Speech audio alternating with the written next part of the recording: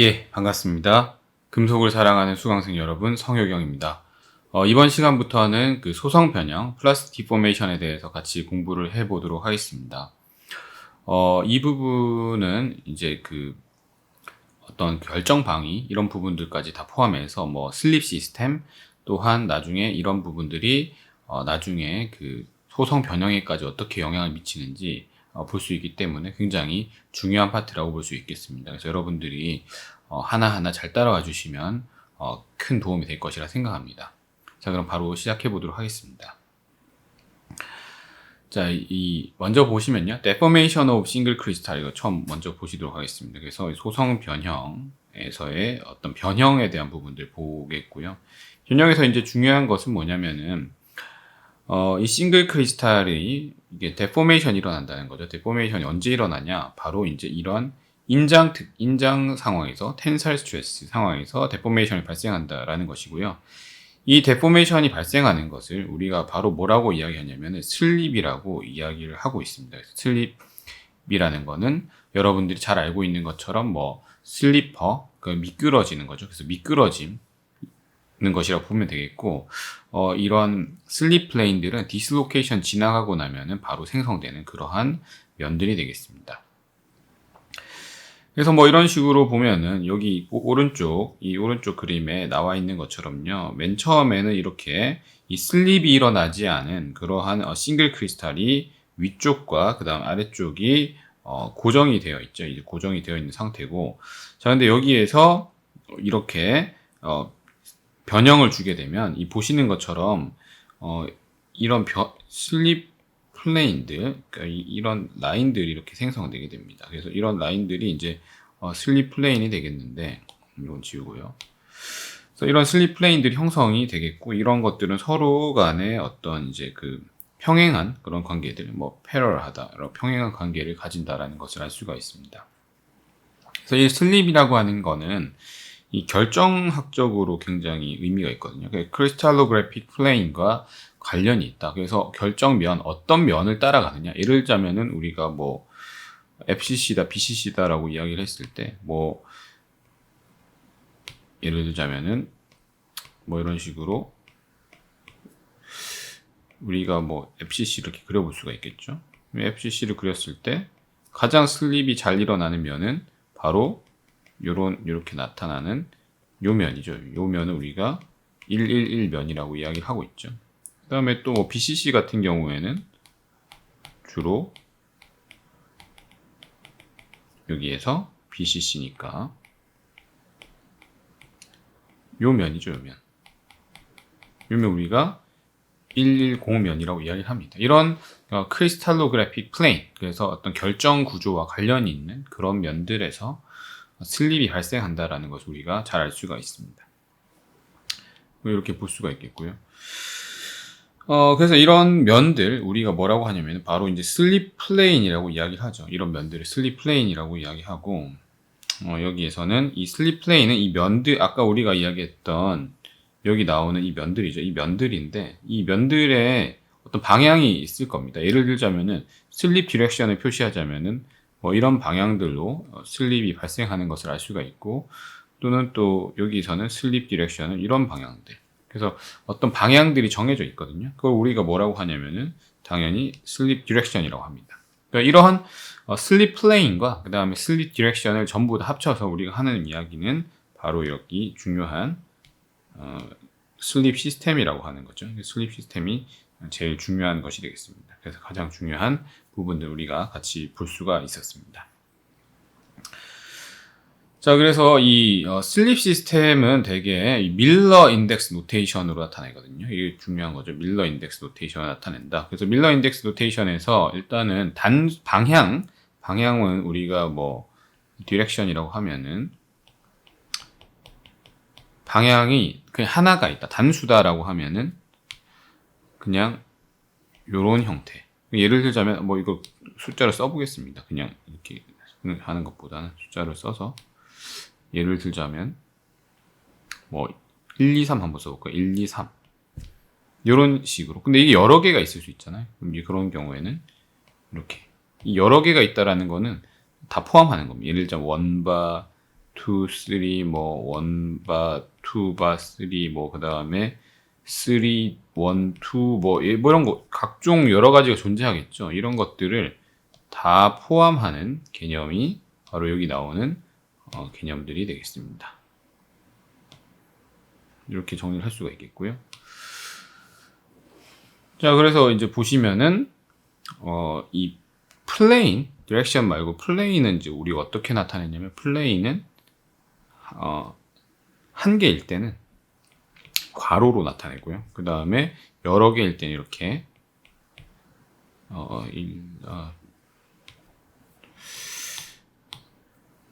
똑같이 써보겠습니다. 이런 식으로 중괄호로 나타내고 있습니다. 그래서 이렇게 볼 수가 있겠고요. 그래서 디렉션과 플레인. 그래서 왼쪽에 나와 있는 이건 디렉션이죠. 그래서 원바 원제로의 디렉션. 그래서 우리가 이 그림으로 나타내면은 뭐냐게 원바 원제로니까 이 x축 방향으로는 마이너스, 그다음 y축 방향으로는 플러스니까 요 방향이 되겠죠. 요 방향이 바로 원바 원제로 방향이 되겠습니다. 이 방향으로 가는 것이고 플레인은 어떤 플레인이냐? 111 플레인이라는 거죠. 그래서 111 플레인이다라는 것을 우리가 알 수가 있습니다. 그래서 이런 이 슬립 디렉션은 반드시 must lie in the sleep plane. 반드시 슬립 플레인 위에 있어야 됩니다. 그래서 must lie가 되겠고요. 반드시 지우기가 너무 크네요. 반드시 슬립 디렉션은 슬립 플레인 위에 있어야 된다라고 보시면 되겠습니다. 자, 슬립은 그래서 무엇에 의해서 만들어지느냐? 바로 디슬로케이션에 의해서 만들어지게 되겠죠. 그래서 슬립은 디슬로케이션에 의해서 만들어진다. 이 디슬로케이션을 움직이게 되면 to move dislocation, a certain stress must be applied to overcome the resistance to dislocation motion. 그래서 이 디슬로케이션 움직이게 되면 어떤 certain stress, 그래서 어떤 새로운 어떤 다른 그런 응력이 가해지게 되거든요. 그래서 디슬로케이션 움직인다는 결국에는 강도와 관련이 있다라고 보시면 되겠습니다.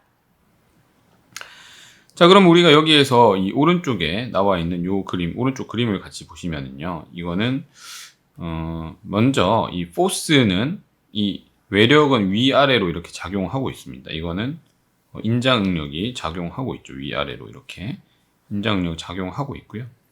여기서 슬립 플레인은 여기 나와 있죠. 슬립 플레인은 요게 슬립 플레인이 되겠습니다. 이렇게 되는 게 슬립 플레인이고, 슬립 플레인에 수직하는 건 슬립 플레인 노말은 요 부분에 슬립 플레인 노말이 되겠고, 그럼 이 각도가 있겠죠. 각도 파이는 요게 각도 파이가 되겠습니다. 요 사이의 부분 각도 파이가 되겠고, 슬립 방향이 이렇게 연결이 됩니다.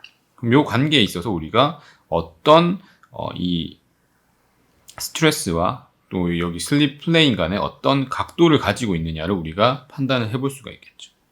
그래서 밑에 잘 나와 있습니다. Sleep occurs when the shear stress acting in the slip direction. 그래서 슬립은 시어 스트레스가 슬립 디렉션에서 작용하고 있을 때 발생하게 되겠고, 이게 결국에는 어떤 크리티컬 밸류에 도달하게 됩니다. 그래서 이런 크리티컬 밸류는 뭐랑 관련이 있냐면요, 이 디슬로케이션을 이 슬립 플레인을 지나서 움직이기 위한 그러한 스트레스와 관련이 있습니다. 그래서 디슬로케이션이 이 슬립 플레인을 그냥 위에서만 가는 게 아니라 그냥 그 위에서만 왔다 갔다 하면은 플라나 슬립이라 하고, 넘어가면은 웨이비 슬립을 하는데 넘어갈 수까지 있는 그런 힘과 관련이 있다라고 보시면 되겠습니다. 정리하자면은 슬립 시스템은 결국에는 슬립 면, 그다음 슬립 방향이 있고, 여기에서는 디슬로케이션이 어느 면에서 움직이느냐 또는 어느 방향으로 움직이느냐가 결정된다 보시면 되겠습니다. 예를 들자면 여러분들이 도로에서 이제 길을 간다라고 했을 때, 뭐 운전을 하거나 아니면 자전거를 타거나 아니면 킥보드를 타거나 했을 때 길이 정해져 있죠. 그럼 여러분들은 무조건 그 정해져 있는 길 위로 움직이게 됩니다. 그게 바로 슬립 플레인에 해당하는 것이 되겠습니다. 그 면 위로 항상 움직이겠죠. 그다음에 여러분들이 가는 방향이 바로 슬립 디렉션이 되겠습니다. 그래서 어느 면 위에서 어떤 방향으로 가느냐가 정해지는 겁니다. 만약에 여러분들이 땅 위에 있는데 그 면을, 만약에 건물의 벽면이 있겠죠. 건물의 벽면이 여러분들의 슬립 플레인이 되지는 못합니다. 왜냐하면 여러분들이 벽면을 따라서 거기서 움직이지 못하는 거거든요. 그러니까는 원자들도 똑같이 여러분들처럼 잘 다닐 수 있는 그런 면이 정해져 있습니다. 아까 말씀드렸던 것처럼 그게 FCC에서는 111 플레인이 되겠고 BCC에서는 110 플레인 이런 것들이 되겠습니다. 그래서 슬립 면이 정해져 있고 또한 슬립 디렉션이 정해진다라는 거 여러분들이 아시면 되겠습니다. 이렇게 정리를 할 수가 있겠고요. 자, 다음으로 넘어가면요. 자, 그래서 여기 보시겠다. Tensile yield strength, stress of a material is applied stress required to start plastic deformation of the material under a tensile load. 그래서 여기에서 우리가 알 수 있는 거는 이 플라스틱 디포메이션을 하기 위해서 스타트 플라스틱 디포메이션 하기 위해서 어떤 하중이 필요하겠죠. 그래서 우리가 해야 될 게 we want to relate the tensile stress applied to a sample to a shear stress that acts along the slip direction. 그래서 이 tensile stress와 그죠? shear stress 이런 것들의 관계 이런 부분들을 우리가 같이 볼 수 있겠습니다. 어디에서죠? 바로 이 슬립 디렉션에서의 관계를 같이 보는 거죠. 자, 그러면 여기에서 보시면은 이 시어 스트레스죠. 이 타우 R이라고 하는 거는 resolved shear stress. 이거 왜냐면 왜 resolved라는 R이란 말을 쓰냐면 아까 우리가 그 벡터를 분해했잖아요. 위에서 전 페이지에서 보실 수 있는 것처럼 벡터를 이런 식으로 두 개를 분해했으니까 resolved라는 게 분해했다라는 거거든요. 여기도 분해가 돼 있죠. 그래서 여러 가지 방향 분해했으니까 resolved shear stress라고 해서 R이라고 할 수 있고요. 그다음 resolved shear stress가 되니까 이거는 당연히 force에서 그다음에 area 값을 나눠주는 게 되겠죠. 그래서 force에서 area 값을 나눠주는데 이 값이 뭐가 되냐면은 자 force는 자 그럼 여기에서 이 force 값은 우리가 요 값이 지금 지우개를 다시 써서요. 자 그래서 클리어하게 다시 보게 되면은 이것도 지우고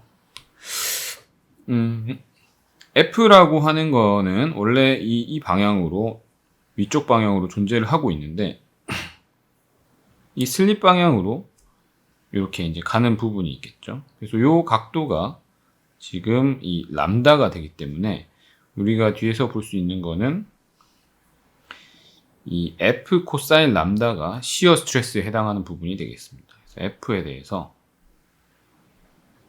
F라는 뭐 이렇게 쓰는 게 더 낫겠죠. 지금 그림이 좀 이상하게 돼 있어서 그림을 좀 깔끔하게 그리면요. 지금 그림이 약간 이렇게 돼 있어서 헷갈릴 수 있는데 좀 더 클리어하게 하면은 만약 이런 식으로 돼 있고 요까지가 감마라고 하면 여러분 이해하기 쉬우시겠죠, 그죠? 그러면 F가 있고 그 다음에 이렇게 감마가 아니고 람다죠. 람다라는 값이 갑자기 지워졌네. 있고 그럼 요 값은 뭡니까? F 코사인 람다 이렇게 되겠죠. 코사인 람다. 이렇게 정리를 할 수 있겠고요. 그 다음에 요 면적 봐야 되겠죠. 면적은 원래 이게 이렇게 돼요. 요게 그냥 A잖아요. 요 면적이. 근데 이 면적에다가 이게 A니까 요 각도만큼 파이거든요. 그럼 요 긴 거는 A 나누기 코사인 파이 이렇게 되겠죠. 그래서 이걸 정리를 하면은 뒤쪽 F 코사인 람다와 A 나누기 코사인 파이가 됩니다. 그래서 이걸 수식적으로 정리하려면은 F 오버 A, 그 다음 코사인 파이, 코사인 람다 이렇게 정리가 되겠고 이거는 F 오버 A는 이제 스트레스죠. 시그마가 되고 우리가 보는 새로운 값은 바로 이 코사인 파이, 코사인 람다라는 이 관계를 새롭게 보게 됩니다.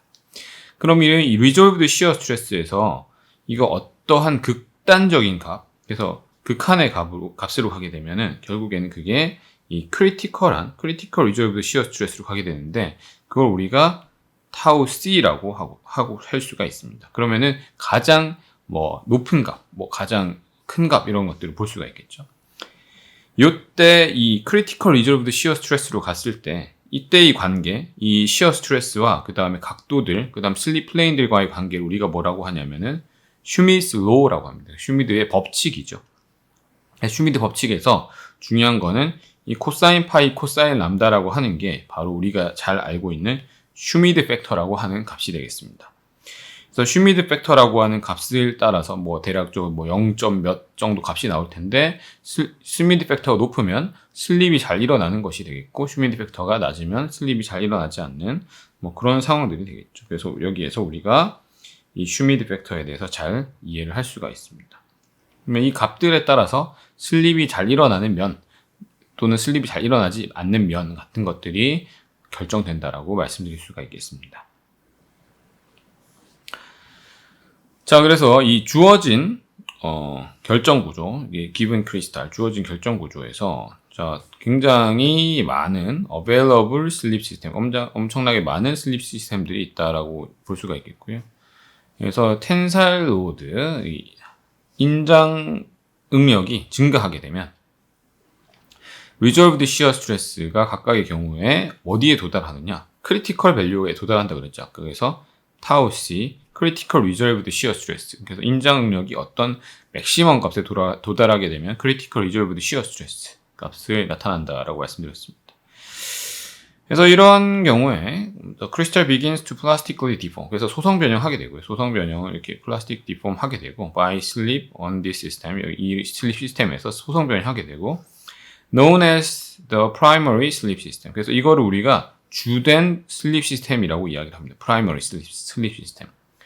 이때 이제 스트레스가 얼마나 걸리냐면요. 여기에서 걸리는 것들은 대략적으로 한 뭐 항복 강도, 그 단결정의 항복 강도 정도에 해당하는 그런 스트레스가 걸리게 되겠고요. 이게 더 증가하게 되면 아까 이야기했던 것처럼 increase further 더 증가하게 되면은 여기에서 요거는 그 critical value는 또 다른 슬립 시스템에 또 도달하게 됩니다. 그래서 이렇게 해서 또 작동하게 되는 거죠. 그래서 더 커지면 또 다른 데 도달해서 작동하고 하는 식으로 가게 되는 겁니다. 그래서 이거를 아까 우리가 봤었던 요 코사인 파이, 코사인 람다 값 있잖아요. 여기서 봤었던. 그래서 코사인 파이, 코사인 람다 값을 쓰기가 그러니까 코사인 파이, 그다음 코사인 람다를 우리가 뭐라고 하느냐? 이거를 우리가 m이라고 하고 바로 여기 나와 있는 것을 바로 슈미드 팩터라고 합니다. 그래서 이 주된 슬립 시스템은 언제 작동하느냐? 그러니까 제일 큰, the greatest. 그래서 이게 슈미드 팩터 아까 말씀드렸던 것처럼 크면 클수록 주로 작동하게 되는 겁니다. 이 값이 더 커야 돼요. m 값이 크면 클수록 주로 작동하는 그러한 그 슬립 플레인이 되겠습니다. 슬립 시스템이 되겠습니다. 자, 그래서 이제 기초적으로 이렇게 따져보면요.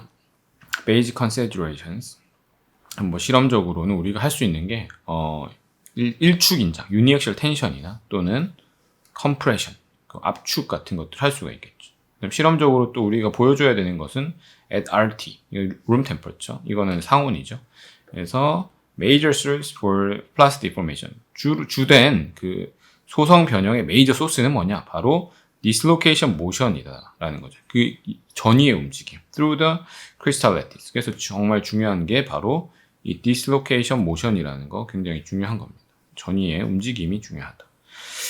dislocation motion은 그럼 어떻게 돼? dislocation motions occur on fixed crystal planes. 그래서 이게 정해져 있다는, fixed라는 게 정해져 있다는 거고, 그게 뭐냐? 그게 바로 우리가 잘 알고 있는 슬립 플레인. 계속 설명했던 거죠. 그래서 아까 제가 말씀드린 것처럼 여러분 킥보드 타고 다닐 때 뭐 그 건물의 벽을 타고 갈 수는 없잖아요. 그래서 그 땅 위로 가기 때문에 똑같이 여기서도 정해진 슬립 플레인들이 있다라는 겁니다. 그 다음에 방향도 정해져 있습니다. 여러분들이 뭐 요즘에는 학교를 많이 안 오지만 학교로 오는 그 만약에 등교를 할 때는 학교 강의실로 가는 방향이 있잖아요. 그죠? 그 방향대로 가는 거죠. 똑같이 여기에서도 정해진 그런 결정학적 방향이 있습니다. 크리스탈로그래픽 디렉션이 있는 거죠.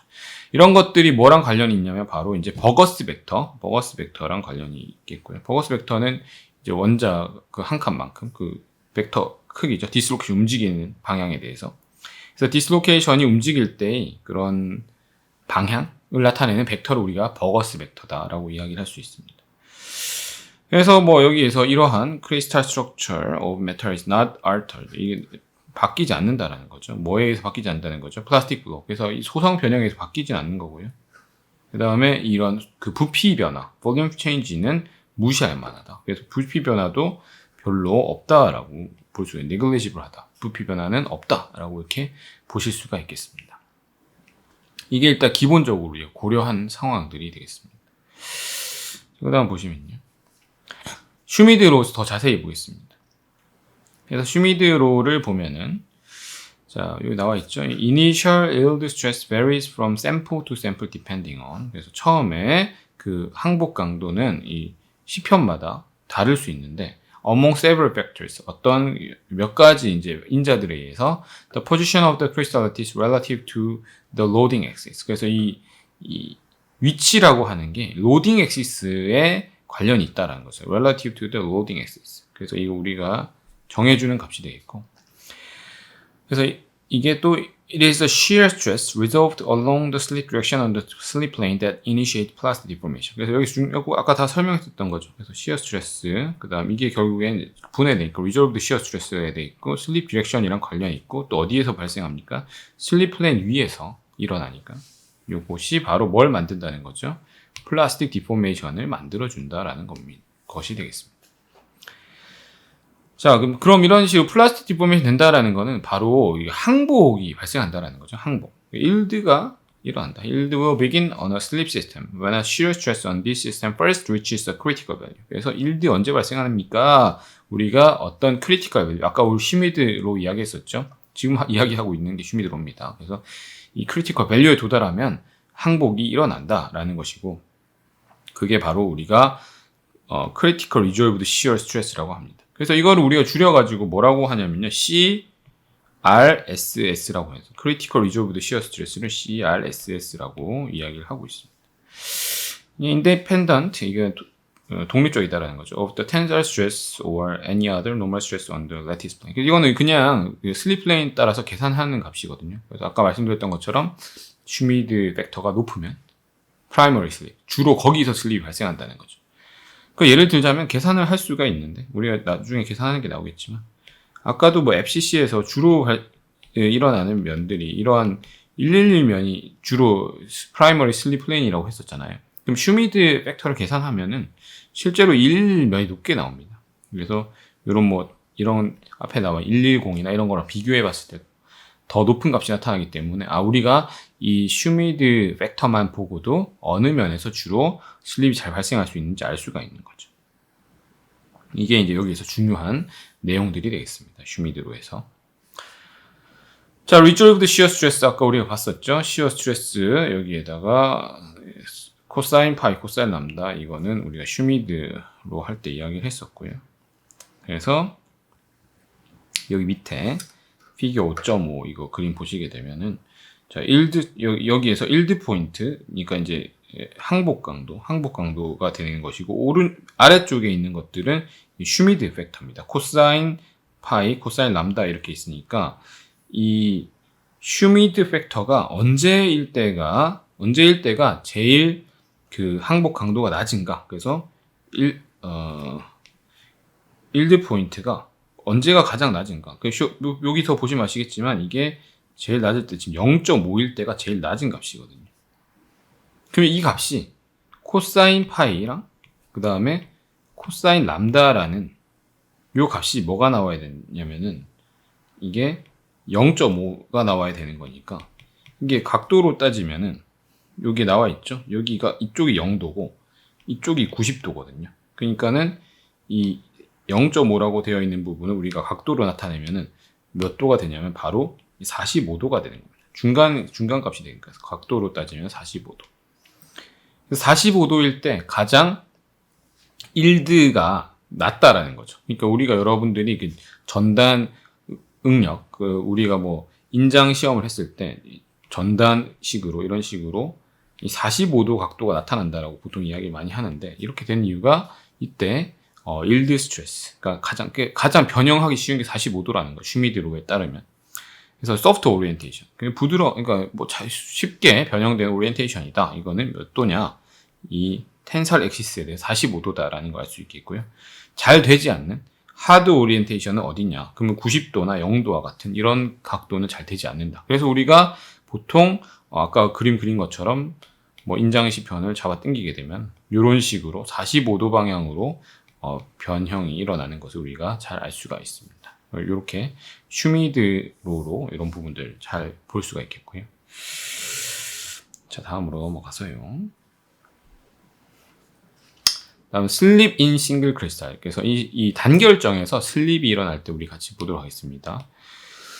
자, 우리가 아까 이야기했던 CRSS죠. Critical Resolved Shear Stress, CRSS. 자, 이게 슬립을 이제 만들기에 가장 최소의 그런 시어 스트레스가 되겠죠. 최소의 값이 되겠고, 이때 우리가 이제 이 항복 강도가 있고 크리티컬 리졸브드 시어 스트레스가 있는데, 그러면 디슬로케이션 움직이기 위해서는 그냥 일반적인 리졸브드 시어 스트레스가 크리티컬 리졸브드 시어 스트레스보다 당연히 커야만 움직이겠죠. 왜냐하면 이 값이 크리티컬 값은 제일 작은 값이니까요. 그래서 이것보다 커야만 반드시 움직일 겁니다. 그래서 밑에 보시는 것처럼 어떤 방향으로 가는 것이 가장 좋은가 우리가 볼 수가 있겠죠. 예를 들자면 A와 같은 경우 보시면은 리졸브드 시어 스트레스가 0. 왜냐면 각도가 90도이기 때문에. 그다음 B와 같은 경우에는 뭐 여기에서는 리졸브드 시어 스트레스가 2분의 시그마 뭐 이런 형태가 되겠고, C와 같은 경우에는 리졸브드 시어 스트레스 0 다시 이런 경우가 되겠습니다. 그래서 우리가 이제 잘 아시는 것처럼 여러분들이 가장 쉽게 이제 발생할 수 있는 경우에 이 A와 C 같은 경우에는 0이니까 이런 쪽으로 45도 정도 되는 것이 훨씬 더 쉽게 이제 발생할 수 있는. 왜냐하면 리졸브드 시어 스트레스가 크리티컬보다 커야 되기 때문에 0이 되면 클 수가 없죠. 그래서 2분의 시그마가 되는 경우가 더 크기 때문에 훨씬 더 쉽게 변형이 일어난다라는 것을 또 다시 한번 확인할 수가 있습니다. 자, 그럼 예제 한번 같이 풀어보도록 하겠습니다. 자, 예제. A tensile stress of 5 kPa is applied parallel to the 432 direction in a cubic crystal. 그래서 이 인장 강도 보시면 5kPa이 걸려 있는 거고요. 방향은 432 방향, 432 디렉션. 큐빅이죠. 큐빅은 뭐 당연한 겁니다. Find the shear stresses. 그래서 이 전달 능력 찾으세요라는 것이 되겠고요. 전달 능력은 어디에 해당하는? 원바 이게 쓸 때 잘 안 써지니까 이렇게 이 원바 플레인 되겠죠. 원바 플레인이고 디렉션은 001, 001 디렉션, 011 디렉션이 되겠습니다. 여기서 이제 찾으면 되겠죠. 자, 그럼 이 중요한 공식은 뭐냐면요. 이제 코사인 파이랑 코사인 람다 여러분들이 구할 수 있느냐 없느냐입니다. 그래서 뭐 이 아래에 나와 있는 것처럼 여기서 보시는 것처럼 코사인 파이를 구하기 위해서는 이게 이제 코사인 법칙을 쓰면 되겠습니다. 그래서 코사인 법칙은 432라는 면과 그 다음에 111이라는 면 사이에 플레인이니까. 플레인은 파이죠. 우리가 이 그림, 지난 시간에 계속 배웠던 요 그림을 잘 보셔야 되는데, 여기 잘 나와 있는 것처럼 이런 각도들. 그래서 면과의 각도는 우리 람다, 그 다음에 스트레스와의 각도는 파이, 이런 식으로 우리가 공부를 했으니까요. 그래서 면과의 각도는 람다, 스트레스와의 각도는 파이로 이렇게, 여기는 또 반대로 되어 있네요. 면과의 각도는, 자, 그쵸. 여기도 면이 람다인데, 다 똑같은데요.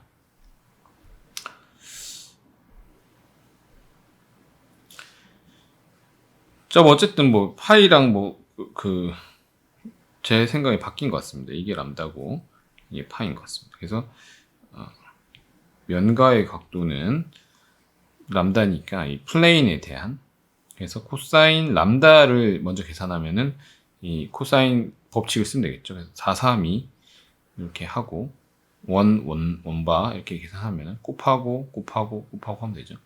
벡터니까. 그다음에 여기에서는 이 들어가야 되는 거는 절대값이 들어가야 되니까, 절대값이 아니라 루트에 제곱하는 값이 들어가야 되니까 4제곱, 3제곱, 2제곱. 그다음에 여기는 1제곱. 코사인 법칙 쓰면 되겠습니다. 그렇게 계산하면 코사인 람다는 0.536이 나오게 되겠고요. 코사인 파이를 하게 되면은 여기 똑같이 하면은 같은 식으로 계산하면 0.656 이렇게 나오니까 두 개를 곱한 이 휴미드 팩터가 나오죠. 휴미드 팩터가 바로 0.352라는 값이 나옵니다. 어차피 휴미드 팩터가 나오면 되기 때문에 그러면은 이 휴미드 팩터에다가 스트레스를 곱해주면은 시어 스트레스가 나오죠. 그래서 이 0.352에다가 위에 나왔던 5kPa를 곱해주게 되면은 1.76kPa 이렇게 답을 구할 수가 있습니다. 이런 식으로 시어 스트레스 여러분들이 구하시면 되겠습니다.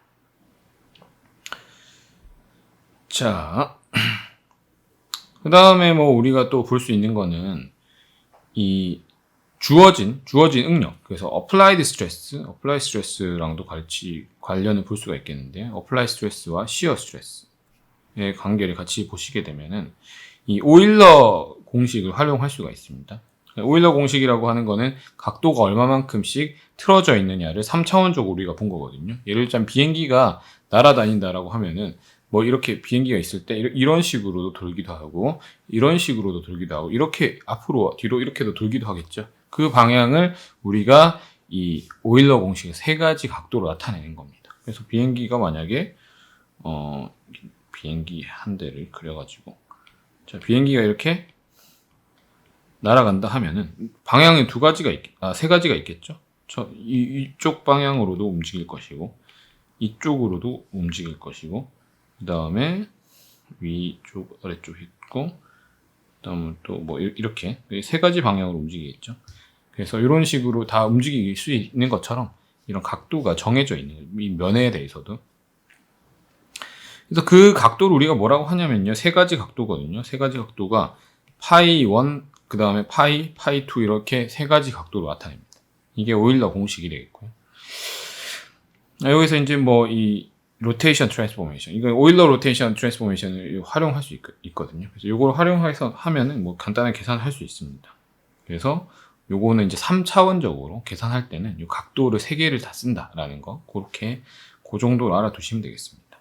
이렇게 보시면 되겠고요. 자, 그 다음에 요거는 또 스트레인과의 관계, 스트레인. 그 스트레인을 그 휴미드 팩터랑 연결시킬 수가 있겠죠. 그래서 이거는 스트레인. 그 다음 이거는 각도죠. 그 스트레인, 변형률. 그래서 이거는 입실론은 감마의 코사인 파이, 코사인 람다 이런 식으로 나타날 수 있겠고, 아까 이야기했던 것처럼 입실론은 스트레인이 되겠고요.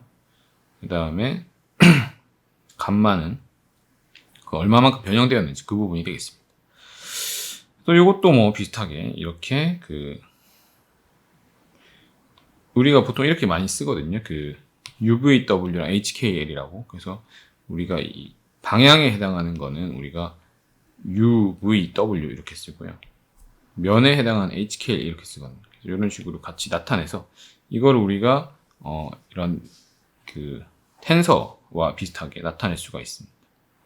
그래서 요 각도들, 요것들을 집어넣으면 그대로 깔끔하게 이건 쉽게 이제 계산을 할 수 있는 그런 부분들이다. 하고 이거 행렬적으로도 매트릭스로도 나타내서 풀 수 있다라는 거 보실 수가 있겠습니다. 자, 그럼 요 뒤에 이 이그젬플을 오늘 할까요?